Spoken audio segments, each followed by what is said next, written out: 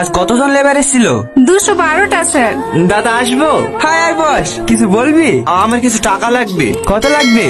আমার 2 লক্ষ টাকা লাগবে। 2 লক্ষ টাকা? কত টাকা কি করবি? বিয়ে করছিস নাকি? না না দাদা, বিয়ে করলে আপনি জানবেন না।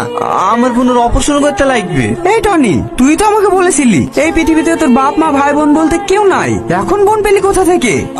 আমার আপন বোন না দাদা, ওই পরশুদিন একটা মেয়ের অ্যাক্সিডেন্ট হয়েছে বললাম না, ও আর বোন। 3 মাসের মধ্যে ওর বোনের অপারেশন করতে না পারলে ওর বোনটা মারা যাবে, তাই আমি টাকাগুলো দেবো। সত্যি তোর মনটা অনেক বড়। এই নে, হাট টাকার প্রয়োজন হলে বলতে দ্বিধাবোধ করিস না। স্যার, কোনো কিছু যাচাই না করে একটা লেবারকে আপনি এতগুলো টাকা দিয়ে দিলেন? এগুলো ওরই টাকা। আজ থেকে 5 বছর আগে এসেছিল এই ছেলেটা। ওর আপন বলতে কেউ নেই তো, তাই ওর কাজের সমস্ত টাকা আমার কাছেই জমিয়ে রাখে। এই পৃথিবীতে এরকম মানুষও আছে?